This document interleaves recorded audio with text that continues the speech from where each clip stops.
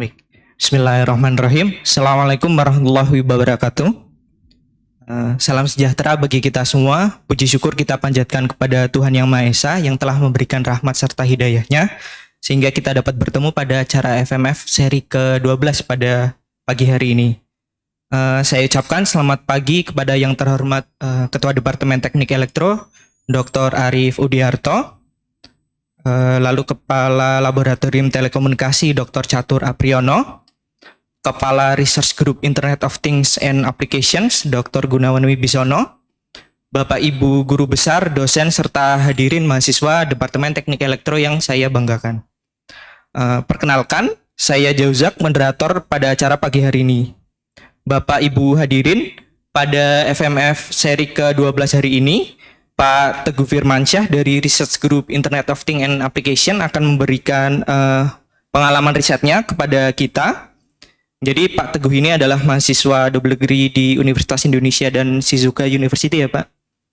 Dan kebetulan beliau ini juga senior kami di EC 502. Jadi beliau sering memberikan wejangan-wejangan menarik terutama bagi kami yang masih baru-baru ini. Namun sebelum kita mendengarkan paparan dari Pak Teguh, kita akan mendengarkan dulu sambutan dari Kepala Research Group IoT and Application Dr. Gunawan Wibisono. Maka dari itu dengan hormat saya undang Dr. Gunawan Wibisono. Terima kasih, moderator. Assalamualaikum warahmatullahi wabarakatuh. Salam sejahtera untuk kita semua. Selamat datang Pak Arif Udiarto, Kadep DTE, rekan-rekan dosen, dan rekan-rekan mahasiswa sekalian. Ya, saya sedikit menyampaikan saja riset grup kami. Riset grup kami ini memang ya terkait dengan IoT dan aplikasinya. Di mana ya banyak mungkin riset grup yang menyatakan di bidang ini, tapi di mana bidang riset yang akan kami gali itu latar belakang saya itu adalah orang telco gitu ya. Jadi saya akan concern di telco, dan permasalahan terbesar di bidang IoT ya itu adalah pertama adalah pada sensornya gitu ya. Tapi sebelum ini apa sih ini masalah atau perkembangan teknologi ke depan ini. Jadi bagi rekan-rekan mahasiswa yang mungkin belum punya topik atau pun masih mencari-cari topik, kira-kira bidang-bidang inilah yang sekarang ini tren aplikasinya di masyarakat. Nah, salah satunya saya hanya mengambil saja history. Salah satunya adalah Internet of Things. Tapi begitu apa sih Internet of Things gitu ya? Ternyata ini bukan teknologi baru, bukan sesuatu yang inovasinya wah sekali gitu ya. Sebenarnya ini ada perpaduan beberapa teknologi yang sekarang sudah eksis gitu. Yaitu kata kuncinya bahwa ke depan komunikasi itu bukan human to human, tapi device to device. Nah, bagaimana ini dijembatani agar device dengan device bisa ngobrol. Nah, ini dengan menggunakan Internet of Things. Nah, yang berkomunikasi ini di bawah ini, tapi yang berperan, yang menentukan di atas. Nah, saya bermain di sini sedikit lah. Di sini saya mencari teknologi masif IoT, kemudian bagaimana meningkatkan teknologi IoT. Saya bermain di RF-nya, bagaimana RF itu yang paling baik dalam pengertian IoT ke depan itu kalau bisa dia tidak menggunakan power atau kita katakan powerless gitu. Nah, ini ya secara garis besar pada ini adalah pokoknya orkestra lah. IoT itu teknologi orkestra. Jadi seluruh pemainnya itu dari kelompok manapun. Nah, IoT itu hanya sebagai orkestra yang memadukan antara satu device dengan device lain. Mungkin orang telkom orang komputer mainnya di atas. Kita orang telco mainnya di bawah, mungkin orang elektronika di paling dasar device gitu ya. Orang kontrol bermainnya juga di bawah device-nya. Orang tenaga listrik mungkin di tengah tenaga listrik. Besok barangkali dicari cara bagaimana teknologi IoT ini powerless atau kalau bisa ya tanpa menggunakan energi. Nah, yang terjadi adalah ini ke depan. Nah, yang menjadi concern kami bagaimana ini bisa dipadukan. Masih banyak peluang kita untuk berkembang di sini. Nah. Dan supaya tidak terlalu lama, kata kunci IoT adalah ada satu kata yaitu smart. Ini adalah IoT. Ya, bagaimana membuat smart itulah tantangannya. Ya, ada AI, mungkin ada cloud computing di sana bermain, ada metaverse, ada virtual reality. Ujung-ujungnya lari ke arah smart. Oke, itu saja pembukaan dari saya. Mudah-mudahan rekan-rekan mahasiswa dan dosen ya mari kita sama-sama menyongsong masa depan teknologi di Indonesia dan di mana kita berkiprah di dalamnya, walaupun kiprah kita masih hanya sebagian kecil saja gitu ya. Hanya mudah-mudahan dengan kegiatan ini interaksi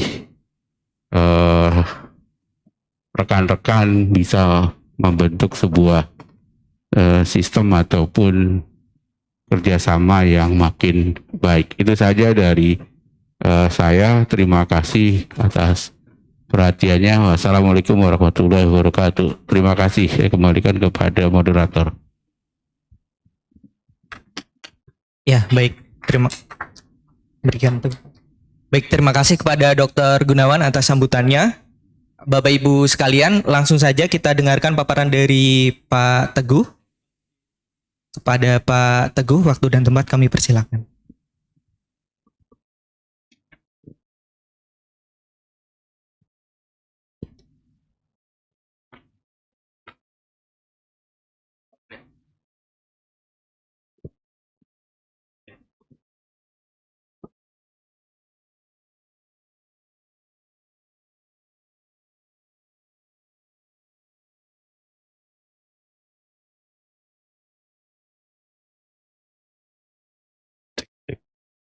Ya, terima kasih atas kesempatannya kepada Ketua Departemen Dr. Eng Arif dan kepada supervisor saya Bapak Dr. Gunawan Wibisono dan kepada Kepala Lab Pak Dr. Catur dan teman-teman S3 ya.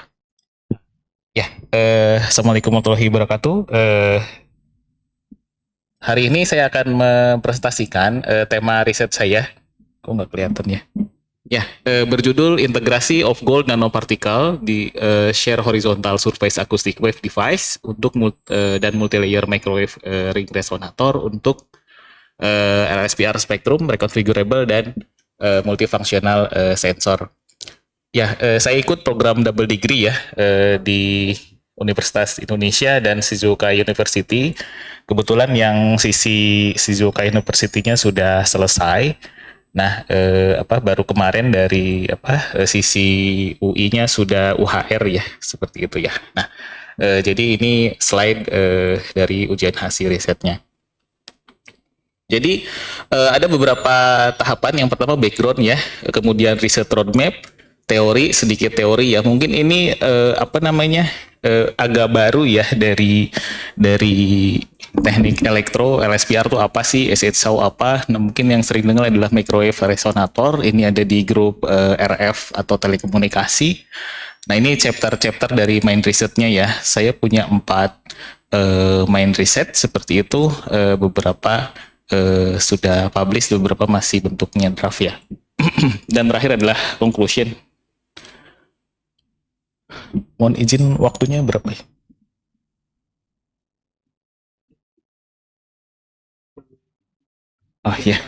Oh ya, terima kasih. Ya, ini chapter 1, chapter 2 ya. Ada background dan seterusnya, dan di sini ada penjelasan teori sedikit, tapi saya tidak terlalu banyak di teori. Nah, backgroundnya apa sih gitu ya? Yang dibutuhkan adalah, jadi saat ini yang dibutuhkan adalah sensor dengan sensitivitas yang tinggi dan multifungsi gitu kan. Kalau Bapak Ibu punya HP gitu kan, HP itu bisa mengakses ke 4G, 3G, nah itu sudah biasa gitu kan. Bahkan mungkin zaman dulu ada orang bisa mengakses TV, radio dalam waktu bersamaan. Nah, ini coba idenya dikembangkan seperti itu. Jadi beberapa sensor biasanya digunakan berbasis konduktif ya, atau plasmon. Nah, plasmon itu apa sih? Nanti saya sedikit jelaskan di sini. Kemudian sensor acoustic wave dan microwave resonator. Mungkin Bapak Ibu pernah dengar kristal ya, kristal resonator gitu kan. Oh, ini bisa pakai apa namanya? Resonator kristal aja nih 5 mega dan seterusnya. Nah, itu bahannya adalah dari bahan piezoelektrik. Nah, beberapa problem dan hot issue diantaranya sensor tersebut memiliki fungsi yang single ya, hanya satu aja, hanya sensor temperatur saja, hanya sensor cahaya, hanya sensor UV dan seterusnya. Rata-rata mereka hanya bekerja secara sendiri begitu. Nah, kemudian rendahnya sensitivity dan rendahnya interoperability dengan wireless communication system. Jadi ini diantara beberapa kelemahan sensor yang ada saat ini. Nah, ini ada 3 bidang riset utama saya ya. Yang pertama adalah plasmon. Plasmon itu apa sih?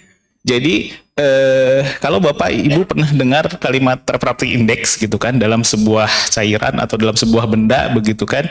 Nah, itu bisa dideteksi dengan panjang gelombang. Pergeseran panjang gelombang akan merupakan respon dari berbedanya nilai refractive index begitu, seperti itu. Atau mungkin pernah dengar rumus sederhananya, rumus Snellius yang seperti itu ya.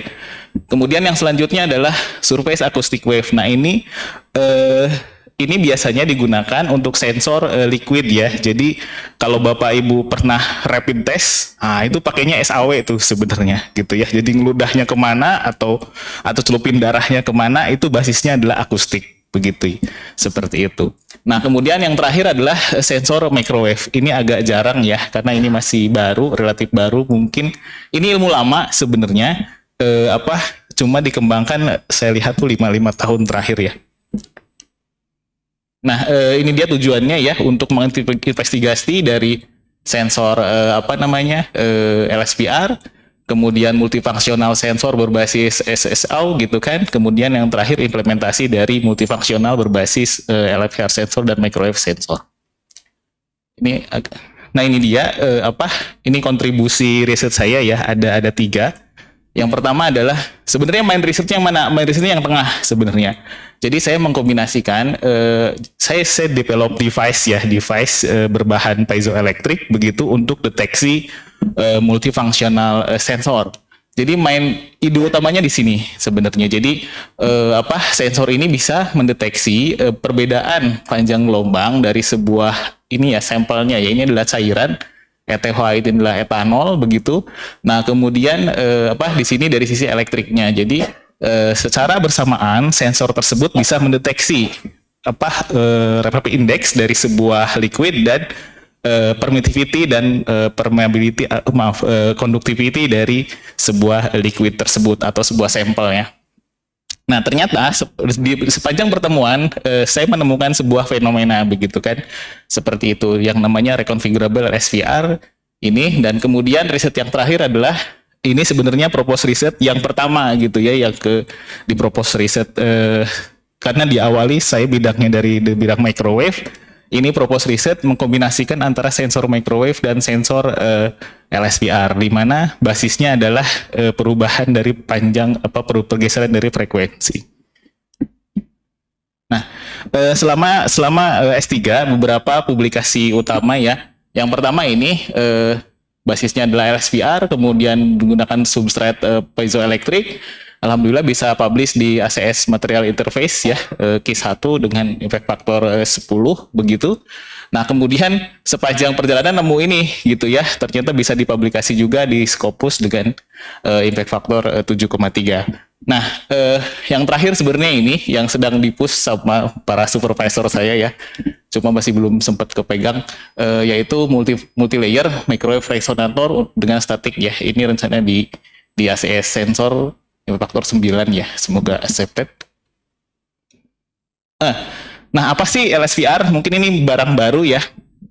Saya pun pertama kali ke sana gitu kan, belajar mengenai, saya mengusulkan sebuah proposal. Ternyata supervisor bilang ini kurang menarik gitu kan. Akhirnya proposal itu masuk ke locker, dikunci, udah saya follow risetnya saja.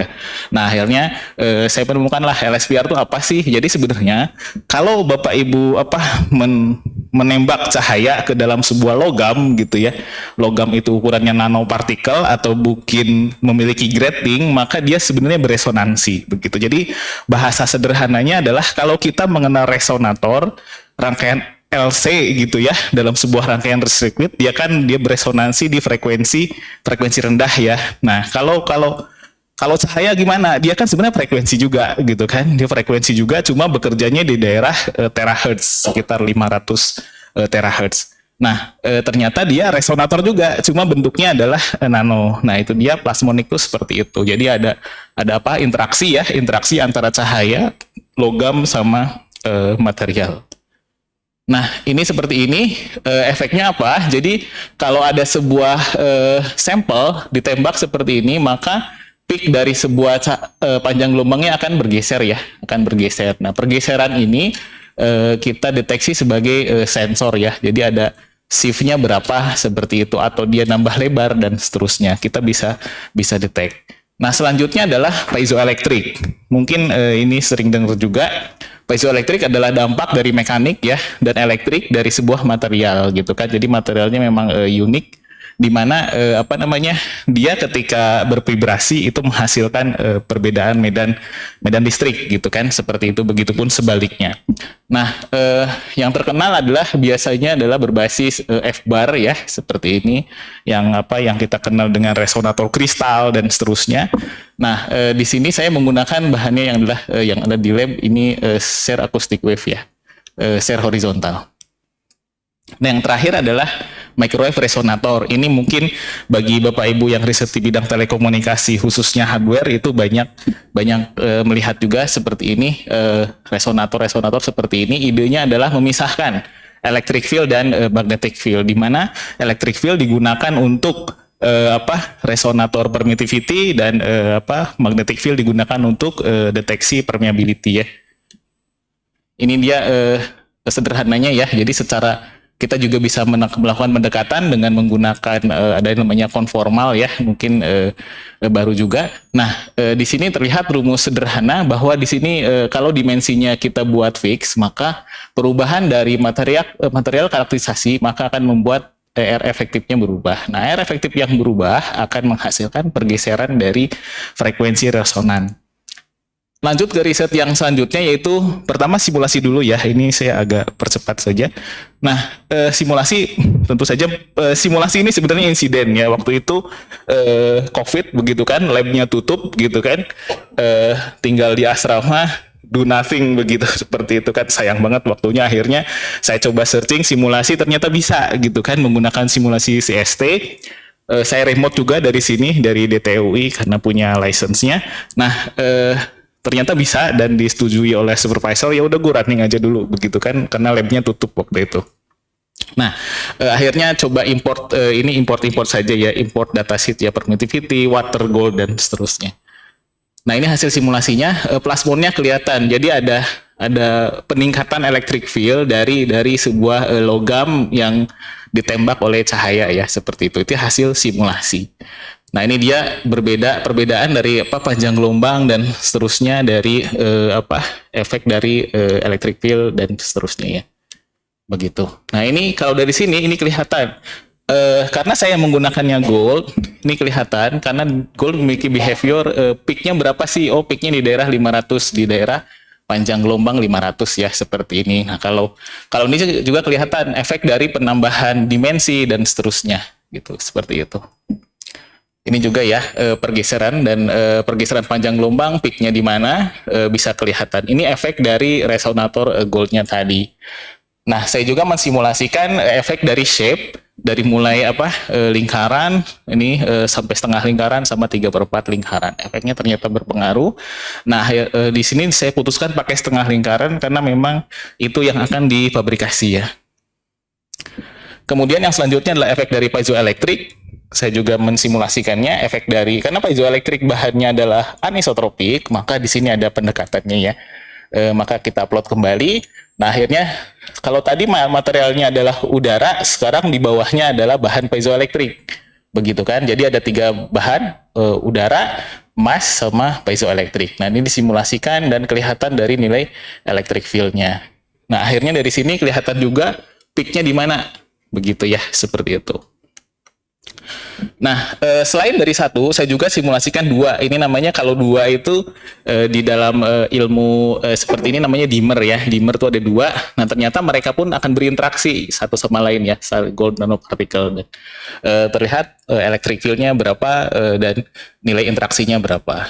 Nah, ketika simulasi, saya pun mensimulasikan seperti ini ya. Jadi ada struktur yang mungkin relatif homogen sebenarnya dibandingkan dengan struktur yang difabrikasi. Nah, selain itu, selain tadi dimmer yang 2, saya mengekspansi simulasinya menjadi beberapa struktur. Yang pertama adalah dimmer dengan berbeda panjang, line ya, linear seperti ini, kemudian ray ya, ray seperti ini. Jadi ada beberapa struktur yang diusulkan sebagai pendekatan begitu, seperti itu. Karena apa? Karena ini untuk kita melihat behaviornya ya, behavior dari perubahan struktur tersebut. Nah, ini dia hasilnya. Ternyata dengan berubah struktur, maka interaksi antar goalnya itu yang pertama adalah kuat ya, karena dia saling berinteraksi satu sama lain. Ketika dibikin asimetris, maka dia nilai elektriknya berkurang dari 48 ke 37. Ini memperlihatkan bahwa ada perubahan begitu, seperti itu. Nah, ini dia hasilnya dari mulai efek dari dimensi, efek dari jarak dimmer begitu ya, dan efek dari linear dan efek dari array begitu. Terlihat bahwa berubah dari simetris menjadi asimetris, dia akan bergeser menjadi panjang gelombang berwarna biru. Kalau biru dalam artian ini adalah panjang gelombang lebih kecil ya. Kesimpulannya adalah saya langsung aja, asimetrik bisa digunakan untuk pendekatan ya, pendekatan reconfigurable spectrum ya, seperti itu. Nah, masuk ke chapter yang 4, ini adalah paper reconfigurable SPL spektrumnya ya.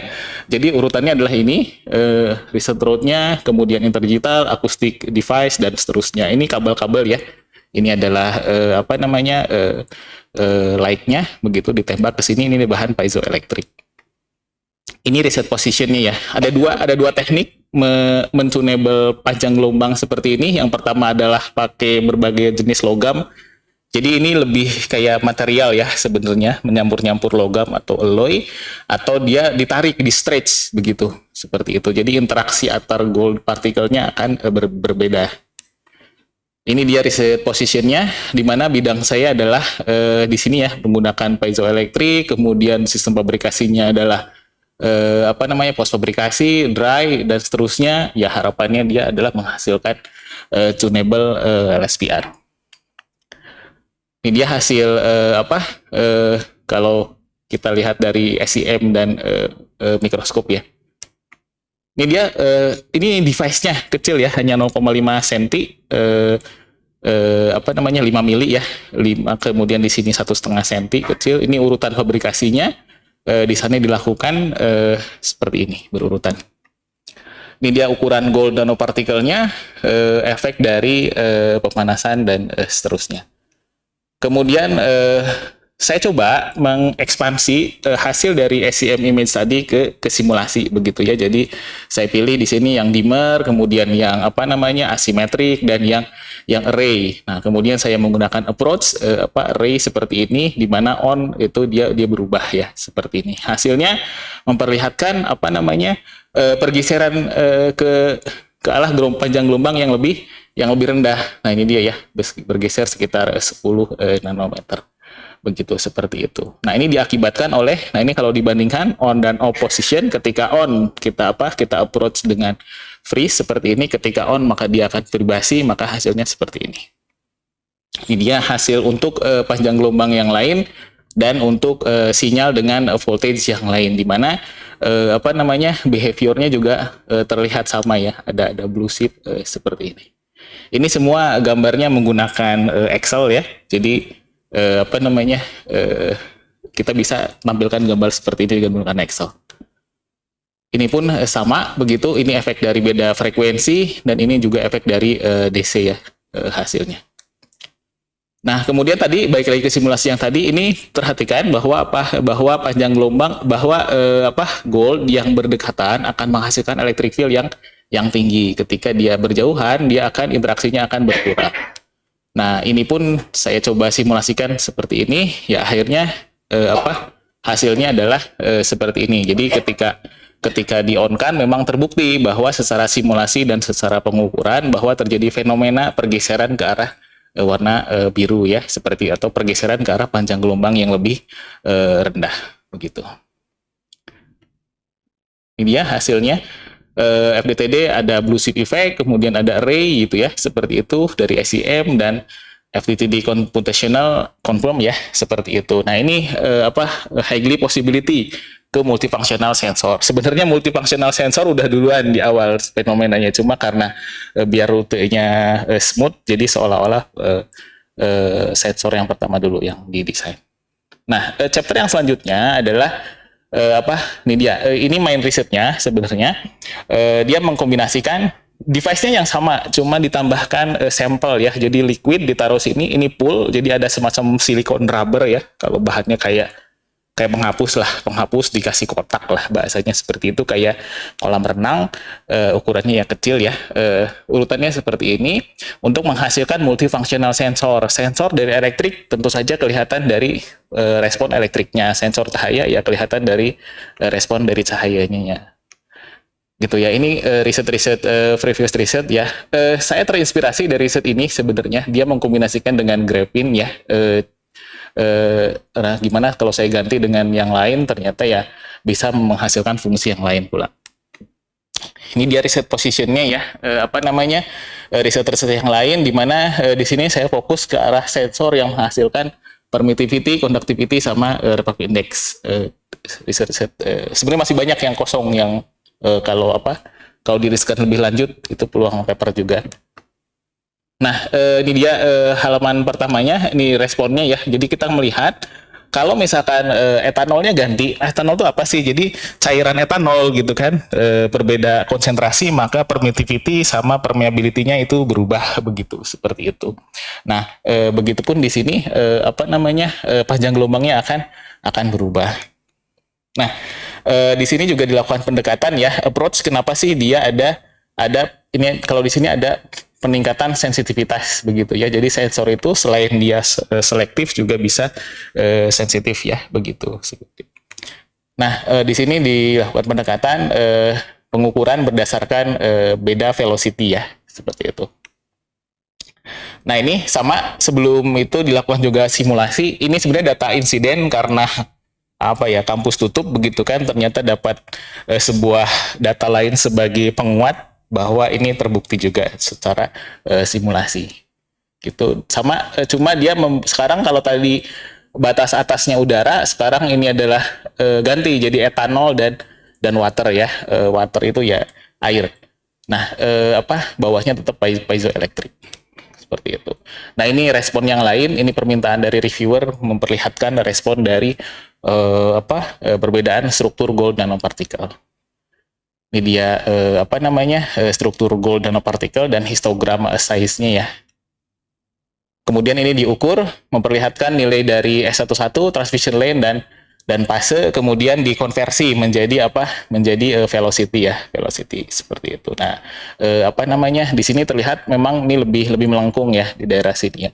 Nah, kemudian efek dari penambahan gold juga akan menurunkan dari saluran transmisi ini. gitu kan. Cuma secara ini dia lebih sensitif. Ini dia hasil measurementnya juga, conductivity di sini ya, dan relative permittivity begitu. Jadi dua sensor dari sisi elektrik. Ini juga menghitung dari menggunakan time domain ya, efek dari penambahan gold yang di tengah begitu kan, ternyata dia lebih faster, dan ini menginvestigasi saluran transmisi atau nilai dari temperaturnya, temperatur dari kondisi di ruangan tersebut. Nah, ini hasil dari efek dari measurement strategi ya. Dari kalau tadi efek dari permittivity dari sensor elektrik, nah sekarang sensor cahaya ternyata dia berubah panjang gelombangnya ya, geser. Jadi karena saya menghybrid, bagian yang paling seru adalah cross sectional effect-nya. Jadi saya menghabit sensor plasmon, sensor index ke dalam sensor cahaya. Jadi yang menariknya adalah justru cross sectionalnya itu yang akan banyak menghasilkan pembahasan. Nah, ini dia di sini diperlihatkan hasil dari pengukurannya. Kemudian ini hasil dari pengukuran yang lain dengan berbeda konsentrasi dan berbeda nilai tegangan input ya. Seperti itu. Nah, ini dia LSPR, nilai sensor dari panjang gelombang. Ini adalah nilai refractive index. Kita bisa melihat etanol ternyata maksimumnya bukan di 100%. Refractive index yang paling maksimum adalah di 80% di sini ya. Begitu. Ini dia hasil sensor dari refractive index-nya ya, gitu, seperti itu dari liquid tadi. Jadi sensor saya bisa mendetek permittivity, conductivity, dan refractive index secara simultan ya dari sebuah etanol. Ini dia reset positionnya. Orang pakai plasmonic saja, kemudian yang sebelah pakai akustik saja. Nah, ini bisa di hybrid, di combine untuk menghasilkan multifungsi begitu, seperti itu.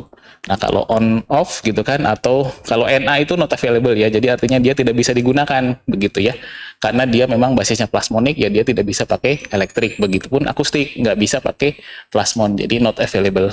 Kalau off memang dia di off kan, device-nya atau alat ukurnya di off kan. Begitupun yang off yang ini sama. Hasilnya kesimpulannya apa? Kesimpulannya adalah successfully developed sensor ya dengan multifunctional capability begitu. Kemudian di sini cross sectional effect-nya juga diinvestigasi. Cuma secara umum dia akan menghasilkan independent performance ya. Secara umum ya successfully developed integrated dua teknologi yang lama, yang jadul sebenarnya ini.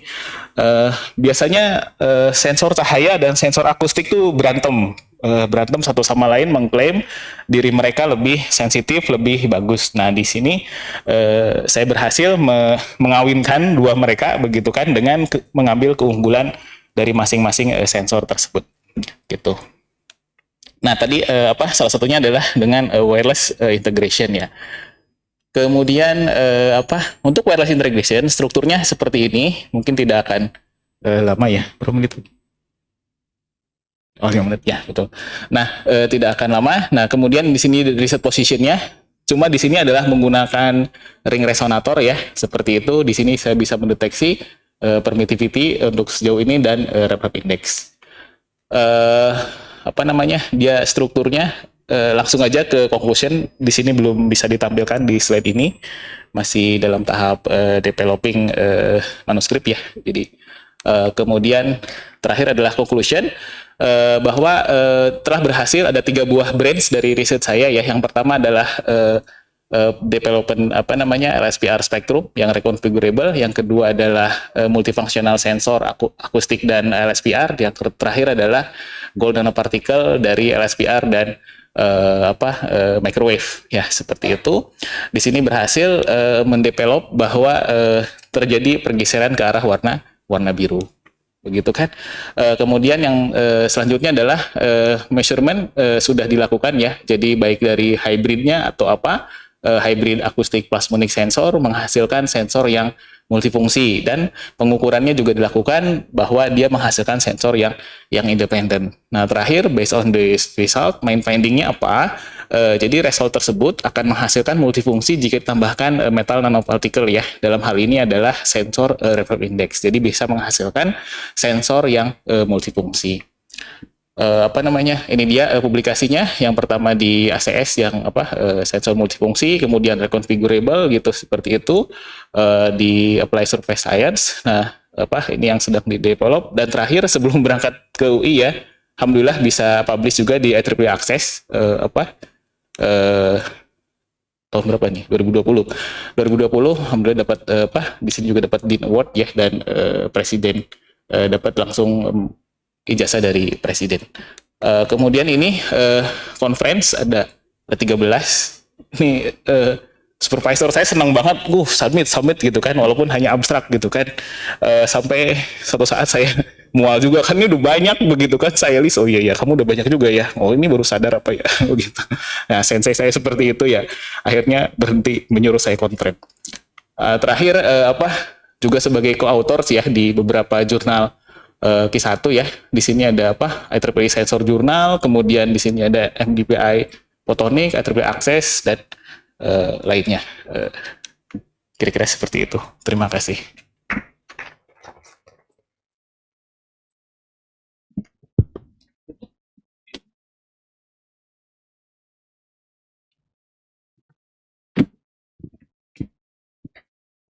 Cek, ya. Baik, terima kasih Pak Teguh atas paparannya. Bapak Ibu sekalian, sekarang kita masuk ke sesi tanya jawab. Kami persilakan kepada Bapak Ibu yang ingin bertanya atas paparan Pak Teguh tadi.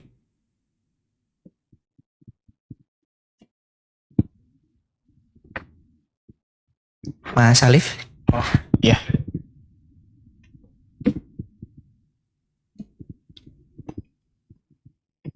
Ya, Assalamualaikum warahmatullahi wabarakatuh. Terima kasih waktunya Pak Jauzak. Ya, Mas Teguh, luar biasa ya risetnya. Change dari riset yang sebelumnya ke riset ini kan bukan sesuatu yang mudah ya. Betul, pasti berdarah-darah sebelumnya karena awalnya kan bukan material ya, ini kan lebih ke material dari Pak Teguh ya, yang riset di Shizuoka. Sebenarnya untuk konten materialnya saya nggak mengerti banyak ya, karena memang ini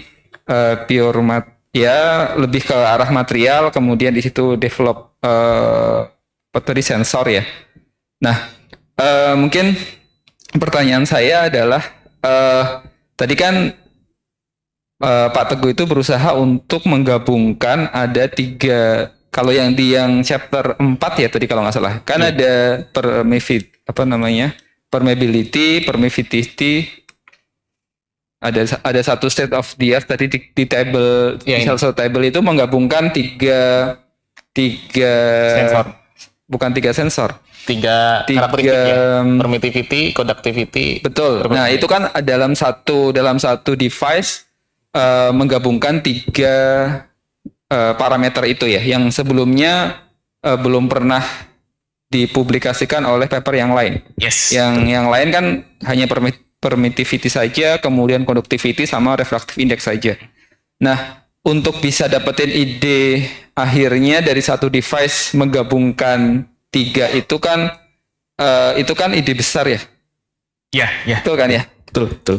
Karena kalau sebelumnya orang hanya memisahkan antara satu parameter dengan parameter yang lain, itu kan biasanya kan kalau kita research kan kita selalu mengacu pada satu device. Dia itu kemudian kita berusaha untuk mengubah satu parameter kemudian kita dapat nilai di situ. Tetapi di sini yang besar adalah Pak Teguh berusaha untuk menggabungkan 3 parameter yang tidak bisa disense oleh satu device menggunakan satu device. Nah, saya sebenarnya penasaran apa sih yang akhirnya bisa device apa sih yang akhirnya bisa mendapatkan itu, menggabungkan 3 sensing itu. Itu sih Pak Teguh. Ya, pertanyaannya menarik. Ya, langsung dijawab atau langsung ya? Ya, pertanyaannya seperti pertanyaan penguji ya di sidang kemarin dan di Shizuoka juga.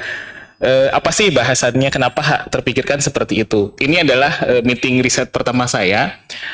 Pertama kali datang ke sana begitu kan, karena riset yang di sini dibilang tidak menarik begitu kan, daripada masalah langsung masuk loker, kemudian saya langsung follow ke riset labnya. Cuma beruntungnya adalah saya masih bisa memahami grafik-grafik kurva-kurva yang bisa dihasilkan di lab tersebut begitu. Jadi, nah di lab tersebut itu memiliki 2 buah cabang riset. Pertama adalah cabang riset piezoelektrik gitu kan, SAW. Dia basisnya filter gitu kan. Karena ketika komunikasi pertama kali dan Sensei melihat publikasi sebelumnya saya, oh iya ini nggak jauh nih bidangnya dari riset saya gitu kan. Pas datang saya ke sana ya memang nggak jauh lah gitu kan, tanda kutip ya begitu. Cuma memang saya masih bisa baca grafik, yang paling penting tuh bisa baca datanya dulu gitu kan. Masalah gimana bikinnya dan seterusnya, nah itu apa namanya urusan belakangan lah. Nah di sana juga ada sensor LSPR gitu kan. Basisnya rata-rata memang betul. Saya perhatikan novelty itu cuma ada 2 gitu ya, beda dengan discovery ya. Novelty cuma ada 2. Yang pertama adalah enhance parameter gitu kan, lebih sensitif, lebih gainnya besar, lebih bandwidthnya besar. Itu novelty. Cuma itu susah gitu kan. Yang kedua adalah novelty dengan menghybrid. Nah, menghybrid kalau pandangan saya menghybrid itu relatif lebih sederhana. Karena nah ini sedikit ngobrol dengan teman-teman yang lain juga, kalau misalkan apa namanya gado-gado gitu kan, jadi ngomongin gado-gado punten ya Pak Taufik Alif. Gado-gado itu ada 2, cari gado-gado yang lebih enak atau cari gado-gado yang lain gitu kan. Yang lebih enak, oh kemanginya di sini nih di Bogor misalkan seperti itu kan, cari di Bogor. Akhirnya dia paper lah publish tentang itu. Atau pilihan kedua adalah cari gado-gado yang seger, tambahin aja kedondong kan begitu kan. Nah, ide saya seperti itu. Jadi menambahkan hal yang orang belum pikirkan gitu kan. Ini pasti seger. Yes. Ini lebih enak belum tentu kan begitu ya. Jadi apa yang dijual adalah segernya tadi gitu kan. Jadi dengan menggabungkan 2 buah ide apa namanya? Ide sensor elektrik dan sensor dari sini plasmonic refractive index, karena bahannya sama dari akustik, dia menghasilkan dibutuhkan IDT struktur resonator sama substrat bahan dari piezoelektrik. Piezoelektrik adalah permittivity. Sementara dari plasmon yang dibutuhkan adalah gold particle dan dieelektrik. Oh, dieelektrik biasanya mereka menggunakan kaca begitu kan. Saya kepikiran gimana kalau menggunakan piezoelektrik aja gitu kan, karena dia sama-sama dielektrik begitu seperti itu. Nah, ternyata secara logis kan possible lah gitu kan. Cuma nanti efek cross sectionnya gimana begitu kan. Efek penambahan kedondong ke gado-gadonya gimana? Kedondongnya apakah harus diulek, harus diiris atau diapa? Nah, itulah yang dibahas di sini. Jadi cross sectional effect-nya itu yang kalau kata saya sih lebih nge-hybrid itu lebih sederhana. Cuma memang bagian runyamnya adalah cross sectionalnya. Beda dengan mencari yang lebih enak, karena semua orang belum tentu sepakat ini lebih enak begitu. Tapi kalau menambahkan sesuatu yang lain, oh ini lebih seger, yes, itu semua orang pasti sepakat ini seger, dan itu yang dijual gitu. Jadi lebih segernya tadi, gado-gado seger. Jadi tidak hanya berdasarkan sini. Jadi idenya ini riset the first meeting saya di Shizuoka begitu. Dan Sensei langsung oh ya ini high possible lah seperti itu. Jadi kadang ada sebuah riset yang kayaknya ini bisa ditengok, ini ujungnya sini gitu. Nah, riset bagi saya riset enhance itu lebih susah. Kenapa? Karena kita harus benar-benar memahami karakteristik dari struktur tersebut. Ini apa sih yang membuat dia lebih efisien kah, lebih gainnya lebih besar dan seterusnya, bandwidth lebih besar. Kita harus benar-benar memahami. Tapi kalau menghybrid gitu kan, semuanya sepakat. Oh yes, ini lebih seger gitu seperti itu. Lebih enak belum tentu. Tapi kan yang dijual kan bukan enaknya, segernya kan begitu ya.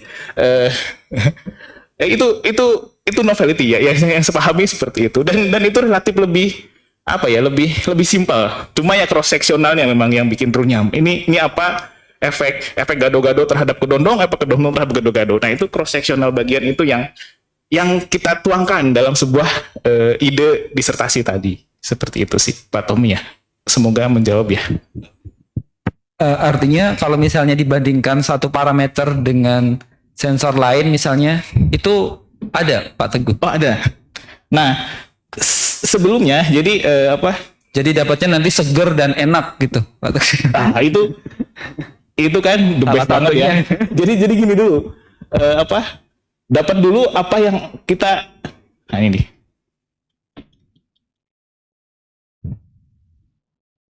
Komparasi ya. Di judul awalnya memang multifunctional and sensitivity enhancement kan. Sebenarnya sensitivity enhancement itu bukan judul utama. Itu nemu ketika pengukuran. Jadi awalnya nggak ke sana. Cuma ketika ternyata lebih sensitif nih gitu kan. Supervisor tuh nanya, ini kenapa lebih sensitif begitu kan? Ya, akhirnya dikejar lagi dengan pengukuran tambahan dan membuktikan ada fenomena lain juga. Jadi jualan utamanya adalah multifungsinya tadi. Dari sini memang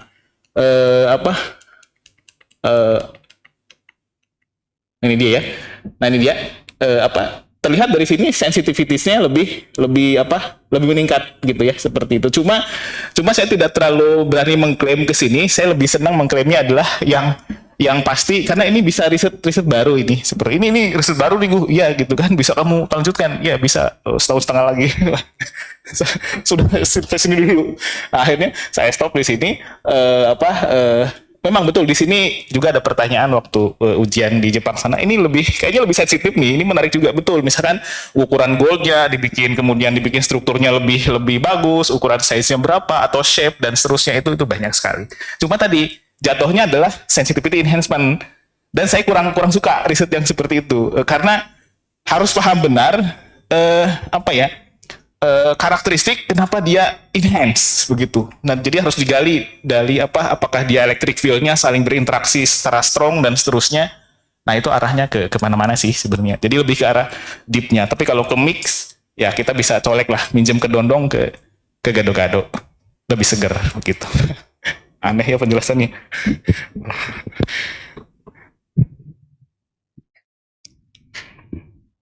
Ya, terima kasih.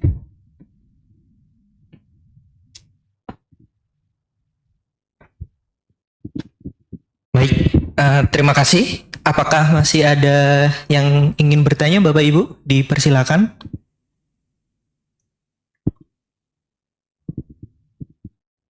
Nggak ada nih.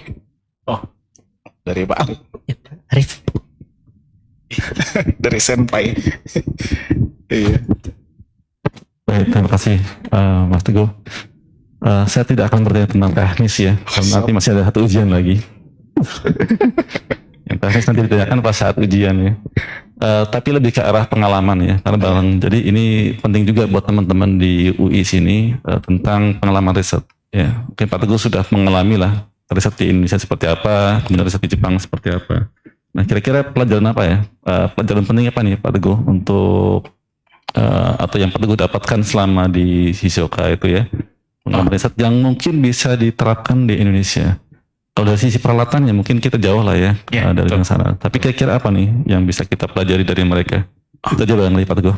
Ya, terima kasih Pak Dr. Arif. Ya, pengalaman yang saya dapatkan ya, memang karena ini saya masuk ke bidang baru juga. Gimana caranya? Dari peralatan oke lah, jauh banget lah gitu ya, seperti itu. Cuma sebenarnya riset itu tidak terlalu butuh high quality, bukan high quality ya, lebih kepada high sophisticated device lah. Jadi lebih susah, tapi lebih ke arah idenya, ide yang sederhana begitu kan. Kita ambil main idenya apa sih gitu kan, seperti itu. Kenapa dia bisa seperti itu? Dan kalau mereka bersinggungan, coba lebih kreatif begitu ya, seperti itu ya. Lebih kreatif sehingga menghasilkan sebuah novelty yang menarik. Dan kadang-kadang ini kalau kan kita mungkin directnya ke jurnal lah. Kita nembak jurnal. Nah, kadang-kadang hal-hal yang aneh itu apa ya? Itu menarik perhatian reviewer begitu. Tidak harus susah gitu kan. Cuma ini apa nih gitu kan. Jadi ngebom dulu di awal gitu kan. Dalamnya gimana ya kita jelaskan di dalamnya. Cuma dalam hal ini adalah kita jangan terlalu banyak bermain di area terang benderang. Nah, jangan. Itu nggak menarik bagi reviewer ya. Bagi saya sebagai pembaca juga, Kalau terlalu banyak bermain di terang benderang, jawabannya udah kelihatan, papernya jadi nggak menarik begitu. Palingan kayak begini, udah kalau 5 menit pertama reviewer punya argumen seperti itu, reject lah paper kita. Dia akan mencari cara untuk mereject paper kita. Tapi kalau di awal, wah ini apa nih, idenya apa gitu kan. Nah, itu bisa kita dapatkan dengan kreativitas sebenarnya gitu ya, seperti itu. Itu yang saya perhatikan, orang Indonesia unggul di creativity. Nah, itu ya. Kalau smart device dan seterusnya lebih hebat, itu mereka lebih hebat lah. Kita jangan terlalu di sana. Kita mainnya ke arah ide yang lebih sederhana, yang nonjoknya di muka begitu kan, seperti itu. Di dalamnya sampai satu kepikiran, saya kadang-kadang nge-review paper juga. Oh iya ya, kenapa saya nggak kepikiran seperti ini gitu kan? Idenya sederhana, simple, tapi padahal ini masalah saya, cuma kenapa dia duluan gitu loh, seperti itu. Jadi hal-hal seperti itu yang harus dikembangkan. Caranya gimana? Caranya jangan ini bahasa saya sih sebenarnya.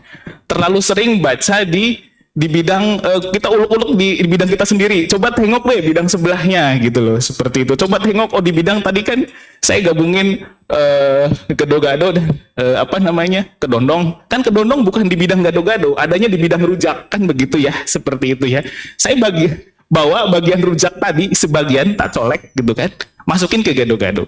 Nah, hal-hal seperti itu bisa menarik begitu loh. Jadi karena bahasanya para researcher itu sudah jenuh dengan idenya itu saja begitu, seperti itu. Jadi memang betul itu bisa juga di-expand jadi sebuah novelty.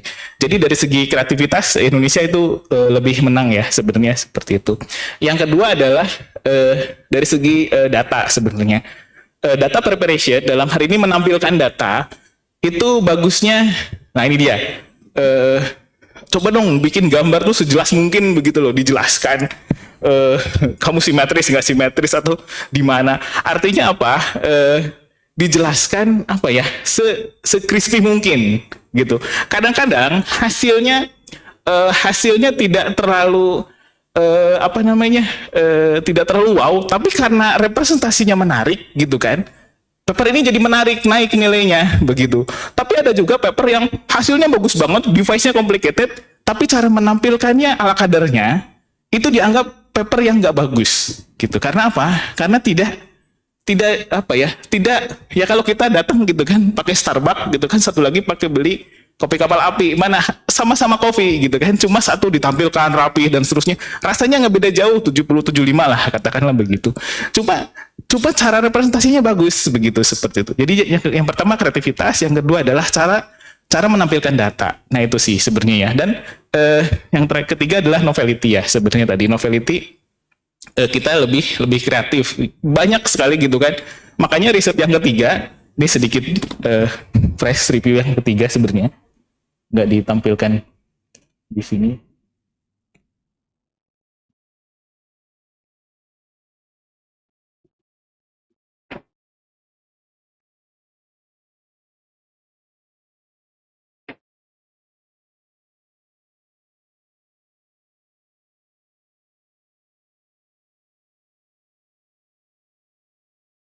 Maaf sebentar. Nah ini riset yang ketiga adalah saya balik lagi ke sensei. Saya boleh nggak pakai microwave? Bidang saya bidangnya microwave gitu kan. Akhirnya karena dia sudah puas ya dengan riset yang saya dapatkan, saya bisa kembali. Nah dari sini ini adalah riset-riset yang saya bisa lakukan di Indonesia, sangat bisa dilakukan. Begitu kan, mengkombinasikan. Ya ini riset-riset sensor begitu ya, resonator dikasih sensor, ini simulasi seperti ini resonator biasa ditampilkan begitu kan, melihat electric field-nya. Ini yang nggak ditampilkan barusan, saya pakai approach-nya, pendekatannya dan seterusnya. Ini adalah hybrid juga gitu. Bagi saya hybrid itu sederhana dan bisa langsung dapat instant novelty. Cuma hasilnya bisa kita tengok gitu loh, seperti itu. Kalau enhancement, ini bisa jadi enhancement, bisa jadi enggak enhancement, malah atenuasi gitu kan. Kalau hybrid, yes atau enggak, tadi ya, gado-gado jadi seger gitu kan. Enak enggak tentu. Ya, seperti itu. Cuma yang dijual segernya, ya. Seperti itu. Baik, terima kasih Pak Teguh. Sedikit nambah ya, masih ada waktu 5 menit. Oh, siap. Eh, ya, saya sangat sepakat dari Pak Teguh ya tentang bagaimana cara kita menampilkan data ya, karena saya sendiri punya prinsip hampir sama kayak Pak Teguh, bahwa meneliti itu seperti kita menambang ya, menambang batu mulia lah ya kalau yang gampang itu. Jadi kita cari batu mulia sampai mendapatkan raw material yang bagus. Nah, tapi dari raw material itu kadang-kadang ya nggak terlalu menarik ya, sampai kita bisa menjadi berlian, menjadi permata gitu yang kita olah menjadi hiasan, itu baru kemudian menjadi menarik ya ketika disampaikan. Tapi raw material sendiri sangat penting, karena bagaimanapun kalau raw materialnya kurang bagus ya ditampilkan jadi harga jualnya kurang ya. Itu pendapat saya. Kemudian yang kedua Pak Teguh, dari sisi proses ya, apa yang bisa kita pelajari proses pendidikan S3 di sana ya dengan di kita, kira-kira apa ya yang bisa kita tingkatkan di sisi kita? Masih Pak Teguh. Oh iya, betul proses tadi ya. Ya ini pertanyaan hal lain di luar riset mungkin ya. Bagi saya riset S3 itu kayak roller coaster. Nah, bagaimana? Jadi kadang-kadang ada santai gitu ya. Tiba-tiba ada dia zero gravity kayak terbang. Oh, paper kita accepted. Nah, itu kan.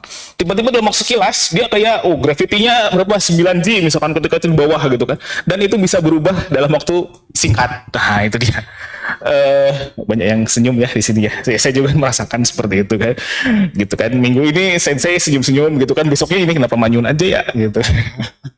Nah, tapi kita fokus kepada riset kita. Jadi prosesnya adalah yang pertama, cara saya adalah saya ada video ya sebelumnya. Sebelum saya nonton video dari Delft University bagaimana menjadi mahasiswa S3.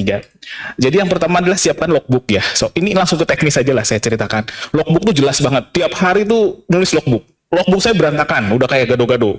Tebel, cuma berantakan tulisannya. Cuma hari itu jelas. Hari itu saya menghasilkan apa jelas. Even bahkan hanya baca satu paragraf, even bahkan hanya karena ada di masa kita bosen banget gitu kan. Cuma saya harus melakukan sesuatu. Saya baca aja paper, udah. Yang penting feel accomplish-nya dapat sedikit karena dia maraton ya sebenarnya, bukan sprint gitu kan. Kalau sprint yakin muntah darah. Nah, Nah, itu pertama logbook gitu kan. Saya siapkan logbook. Yang kedua adalah report. Nah, ini dia report. Report itu ayo dong report gitu kan. Di sana sudah ada memang jadwal dari report mingguan ya, Zemi namanya. Bisa report bisa enggak, cuma saya memaksakan diri untuk selalu report karena dari sana akan terlihat ya. Jadi kalau tadi lihat hasil report saya usahakan selalu report. Bahkan kalau lagi malas banget report, saya baca paper ini, jelaskan papernya apa. Udah. Itu penting banget karena ya kita manusia lah, kadang ada bosan dan seterusnya. Cuma selalu memaksakan diri untuk report karena apa ya? Karena akan menghasilkan feel accomplish-nya tuh kerasa gitu loh, seperti itu. Bahwa saya lebih dekat nih ke arah Oh, kalau kita bikin program, debugnya error, nggak apa-apa. Itu bukan bukan sebuah fail, bukan. Tapi ternyata kita menemukan satu cara yang bikin error gitu kan. Dan nextnya jangan diulangi lagi gitu, seperti itu. Saya belum punya report ya reportnya error tadi begitu. Yang seperti itu. Yang itu prosesnya ya. Jadi saya menyiapkan logbook, saya memaksakan diri untuk selalu report.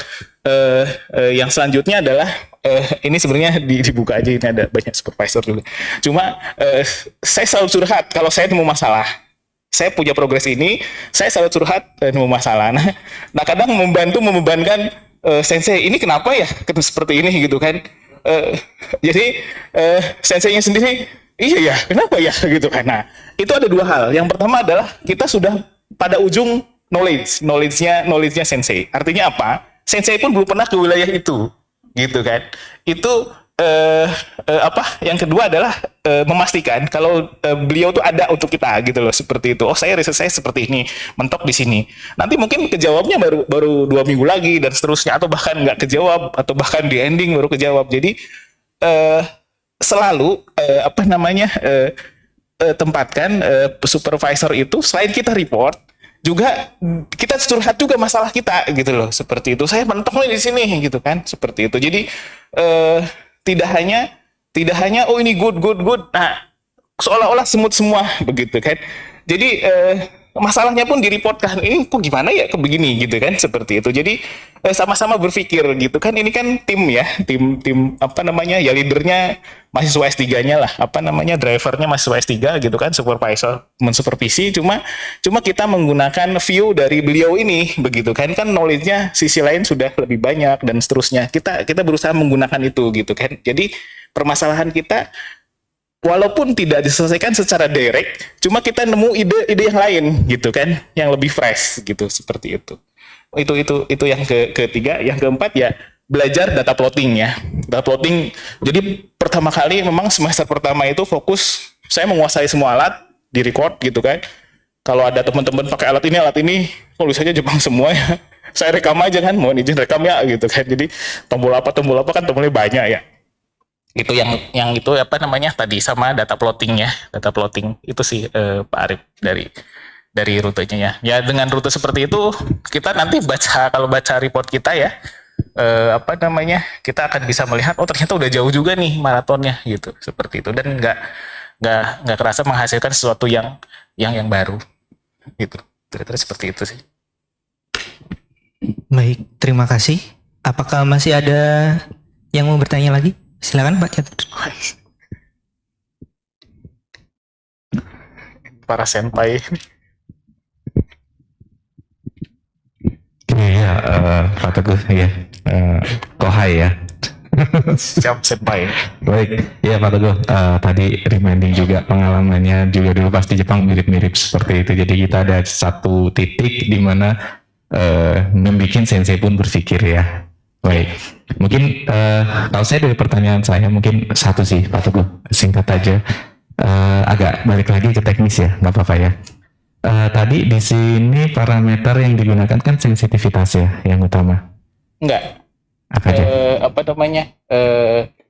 Ya parameter pergeseran konduktivitas. Kalau sensitivitas kan secara overall ya. Ya betul. Performasinya kan di sensitivitas salah satunya sensitivitas. performasinya. Mungkin cuma satu yang saya ingat kalau sensor kita bicaranya satu sensitivitas pasti ya. Yang kedua yang penting juga itu adalah responsivitas. Ya, di sini saya tidak lihat apakah ini strategi Pak Teguh supaya gado-gadonya itu menarik atau gimana tadi? Ya, tentang responsivitas gimana? Betul. Jadi ada beberapa parameter yang lain yang tidak saya apa namanya enhance lebih dalam ya. Jadi yang pertama adalah responsivitas. Jadi diganti materialnya. Kalau bukan etanol gimana? Kalau liquidnya adalah glukosa dan seterusnya. Kemudian responsivitas begitu kan. Kemudian figure of merit dan seterusnya. Jadi banyak sebenarnya parameter yang lain. Nah, itu kan tadi karena kalau responsivitas, sensitivitas itu kan salah satu parameter sensor ya, begitu seperti itu.